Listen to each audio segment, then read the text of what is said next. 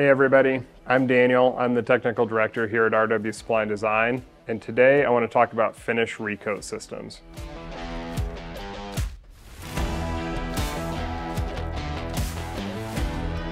A lot of people wonder whether or not when they're buying a floor it can be resanded and restored back to new. The truth is, a lot of times that you get a floor, it can be recoated and restored without even sanding back to raw wood. A lot of floors that have veneers that are too thin to resand, or even in instances where you're not trying to change the color of the floor, you would want to just put a coat of finish over the floor and not sand back to raw wood. So a recoat system is a great way to do that. So today we're going to restore this pre-finished floor using the Pollman X-Bond system. A lot of people might try to do like a buff and coat or something like that on a floor, and those work fine in a lot of instances. You can get yourself in a couple situations where a buff and coat doesn't work. For instance, if you have a finish on the floor that a typical urethane finish won't stick to, something like a hard wax oil or something like that. Or in the case of this pre-finished floor, you have a highly textured floor that just has nooks and crannies sandpaper won't get into on the buffing step. Even though we're using Pollman, most major finish manufacturers have their own recoat system to use with their finishes. And all of those systems are very similar. They usually have about 3 steps. The first is an intensive clean of the floor to remove any sort of contaminants. The second step is an adhesion promoter that bonds to the old current finish on the floor and allows the new coat to bond to it. And then the third step is to just apply that new finish over the floor once the adhesion promoter is down. So here I've got my Pollman X-Bond kit. This should give me about 600 to 800 square feet of product to work with. And we're gonna just open it and see what's inside. So we've got Pollman Clean Strong. That's going to be the intensive cleaner we use to remove any sort of contaminant or dirt. We've got a roller for the adhesion promoter. We've got the adhesion promoter and a mixing bottle, cage for the roller, and then a couple other things here, including an edge roller and then a small kit to run some tests with. Really, with any system, I would take a few different areas of the house, tape off individual boards, do the full system on those individual boards, and then test for adhesion. I'd pick some spots that are out of the way, and then I'd also pick some spots that are in really high traffic areas. High traffic areas tend to get the most both wear and also potential contaminants like cleaners and things like that that might prevent the new finish from sticking. Okay, the first step on the Pollman X-Bond recoating system is going to be to do a deep, intensive clean of the floor. To do that, we're going to use the Pollman Clean Strong that's included in the kit. It's worth noting that the Pollman Clean Strong is not an everyday cleaner. I wouldn't use it to clean the floor on an everyday basis. It's really meant in preparation for the recoat system. There's a chance it might etch the finish, which is fine if we're trying to get contaminants off in preparation for a coat. It's not something you want to do just on an everyday clean. So per the instructions, I'm going to dilute this out at a 1:10 ratio. I've got 2 buckets I'm going to work from. Each one has 2 gallons, so I'm going to put about 24 ounces in with 2 gallons of water. If you're cleaning something that is a little bit more baked on, you can adjust that ratio and you can put a little bit more Clean Strong in with the water. I'm going to use a red pad with the cleaner to scrub the floor, and then I'm going to have a good set of rags that I'll use to pull the dirt off the floor, and then we're going to come back and do a rinsing process using a white pad and some rags. We're also going to do the edges. I've got a brush for that, and I'm going to use the middle of my red pad to scrub the edges of my floor. So we'll start out, I'm going to put the pad on my buffer. I'm going to start with my first bucket of cleaning solution, and I'm going to take some rags and get those nice and saturated with cleaner, and then have a couple of clean, dry rags left. One thing that's worth noting is that you don't have to use a buffer and clean this exact method. You can use a power scrubber, which is honestly the easiest, fastest way, but it involves having that equipment. You could also just use elbow grease and hand scrub a floor. I like to use a buffer in lieu of a power scrubber because for me it's the quickest and easiest way to do large areas. A rag with cleaner, and this is kind of the easy, cheap way to do it, but you can use a spray bottle or something else, but I put cleaner onto the floor using a rag. If I had my spray bottle, I would use that.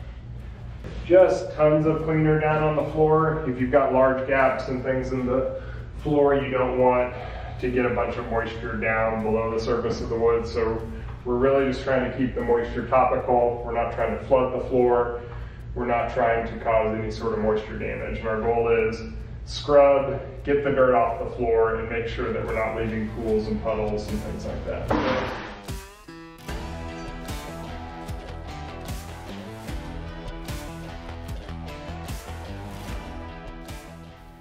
Now that I got the field cleaned with the Clean Strong, I'm going to do my edges. I've done them a couple different ways. I can use a brush. For this, I'm just going to take the middle of my red pad and I'm going to scrub with that. Then I'm going to use a clean rag and I'm going to wipe up what I've scrubbed.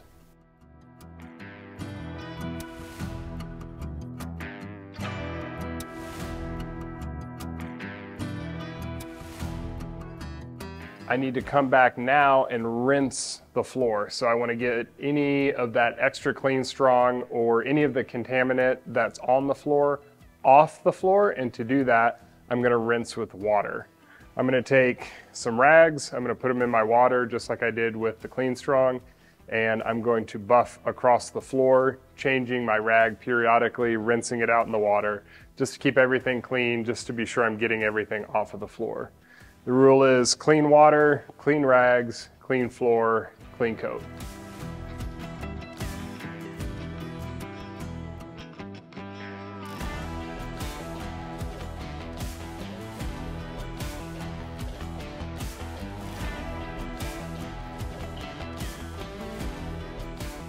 All of that black water and dirt just came off of this floor with one cleaning. It's pretty gross. I would not want to take a bath in that. Now I'm done rinsing the floor. I used the buffer to rinse the field, and then I just went around the edges with a water dampened rag to rinse off anything that might be at the edges. Before I move on to the adhesion promoter, now's the time I'm going to do any sort of repairs that I need to do on the floor. If there's any raw wood exposed that I need to seal, if there's any scratches that I need to touch up, or anything that's hard baked on that I need to get off, I want to do that before I put the adhesion promoter down. It just so happens on this floor, somebody chewed gum and they got it all over the place. So I'm going to have to scrape off a bunch of little pieces of gum. There's also a spot that's got some really hard baked on something, and I need to get that off. So most of that work I'm going to do with the scraper, and I'm going to do with some fine sandpaper, but I just want to crawl the floor back and forth and make sure I've got anything off before I move on to the coating, because anything that's on the floor that gets trapped under the coating will then be really hard to get off the floor and will involve damaging that coating in order to get to.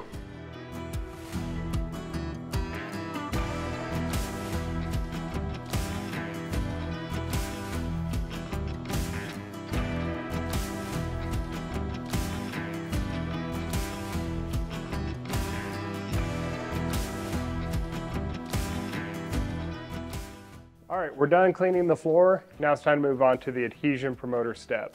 So for that, we've got the actual Paulex Bond.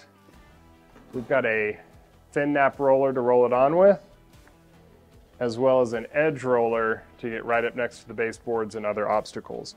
One of the great things about using an adhesion promoter is that it gets into all of the little nooks and crannies that a typical sandpaper buff and coat has trouble reaching.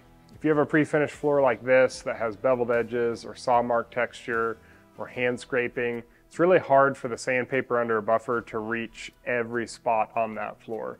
With this adhesion promoter, because it's liquid and we're rolling it on, it should get into all the highs and lows of the floor and really help ensure that that next coat of finish is going to bond. So per the instructions on the X-Bond, I'm going to add part A first.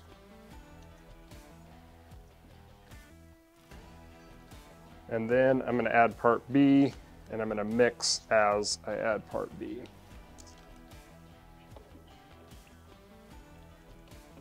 So just slowly add it as I mix it. Once I mix these two together, it says I've got about a 30 to 45 minute pot life. So that means two things. One, I'm not going to mix a bunch of this all at one time. And two, while I don't have to speed across the floor, I probably should not linger too long.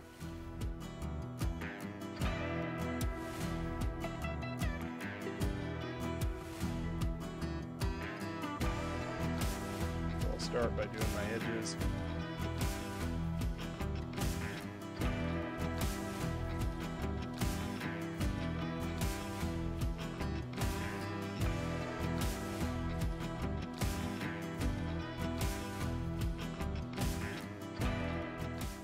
I got Paul X-Bond rolled around all my edges. Now I'm going to do the field.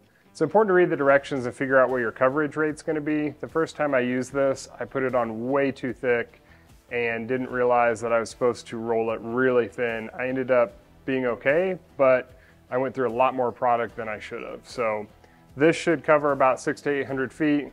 Shouldn't have any problem doing this whole room, but I also just need to be mindful to roll it on really thin and not let it pool. I'm not putting it on like a coat of finish, so I am stretching this a lot further than I would coat with finish.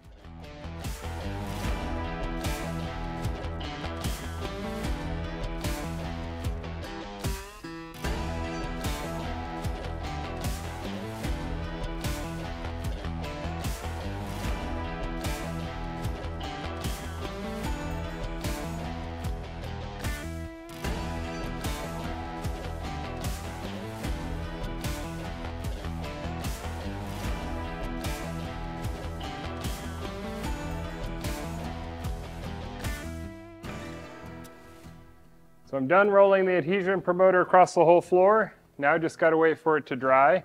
So I'm gonna go get something to drink, and the cameramen are gonna stay right there.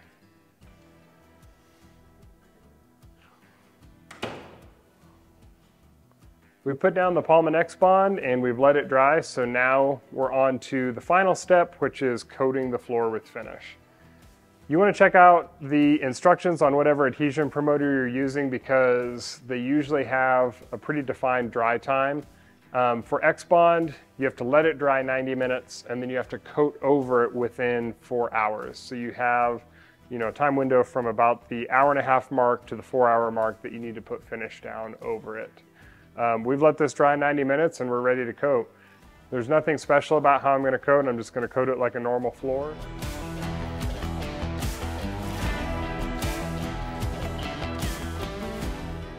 So we finished coating last night.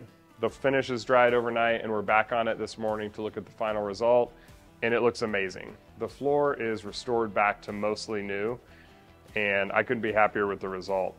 I just want to reemphasize that these recoating systems are a great option to restore a floor back to mostly new for a homeowner. And it's especially advantageous in a situation where you have like a pre-finished textured floor and the homeowner doesn't want to get rid of the texture or the original look of the floor. So you can get on it without using sandpaper and creating a bunch of dust, without having to flatten the floor and sand it, and you can restore that for the homeowner. It's also a great option whenever you have a floor that's got too thin of a veneer to sand and you need to restore that floor and you cannot use sandpaper on the floor. Most major finish manufacturers have a similar recoat system to this. So if you haven't checked those out, I'd invite you to, as well as some interviews we did with those finish manufacturers about their recoating systems. You can see those interviews on our YouTube channel. And if you have any questions about recoating systems in general, or if you have any stories about a recoating system as opposed to a buff and coat, leave those in the comments below. Don't hesitate to like and subscribe, and we'll see you on the next video.